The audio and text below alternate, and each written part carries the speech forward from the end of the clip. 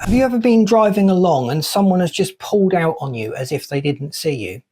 Well, chances are they didn't see you. I've come across some fairly alarming statistics, and it involves drivers' eyesight. And according to the Department for Transport in this country, back in 2018, poor eyesight was a major factor in 218 traffic incidents. Various safety charities have estimated the annual casualties of about 3,000 per year are attributable to drivers who have not met the minimum eyesight standard for driving a car. And potentially here in the UK, 1.8 million drivers don't meet the required standard. Here in the UK, you need to be able to read a number plate 20 metres away. If you don't know what 20 metres is, measure it out and just make sure that you can read a number plate from that distance. If you normally need to wear glasses, that's perfectly acceptable to wear those, but it does mean when you're driving you need to wear those same glasses in order to meet that minimum standard.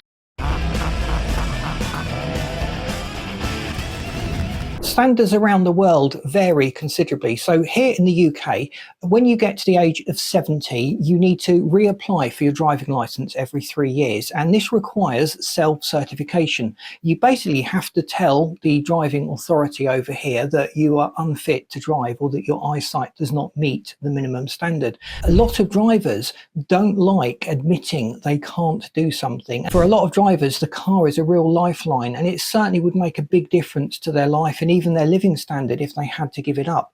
But if they don't, you're talking about fairly serious incidents. There was a news story recently about deaths that had occurred because drivers were driving and they clearly didn't meet the required standard. Not only had that driver now killed someone and they've got that on their conscience to deal with for the rest of their life, but in some cases they've got fairly lengthy prison sentences, and these were older drivers, and in many cases they deliberately avoided notifying the authorities that their eyesight was bad. They even lied to their optometrist, telling them that they didn't drive in one case. The UK's not alone. A lot of countries have this self-certification, and some countries are fairly strict.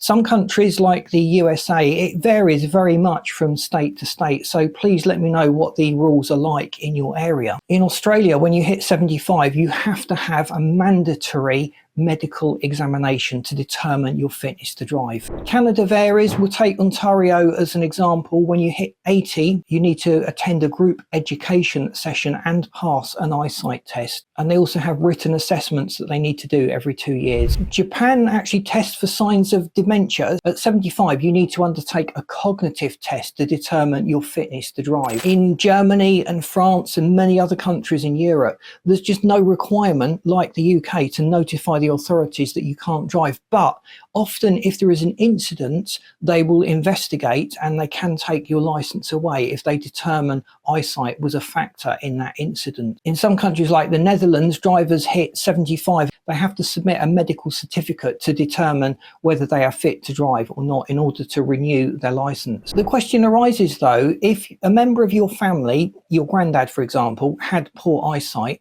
would you report him? Would you encourage him to report himself? Is there a moral duty and obligation on all of us to make sure our roads are safer and that these drivers who have seriously impaired vision are not driving? And do you also think the rules should be tightened? Would, for example, an eyesight test and a cognitive test every 3 or 5 years make our roads significantly safer? I hope you found this video interesting. It just made me conscious when I was aware of these facts to be aware of other drivers on the road that they may well not be able to see. We have to factor that in when we're making decisions. We can't assume a driver is going to see us and let us out, or let us move over, or let us pull out.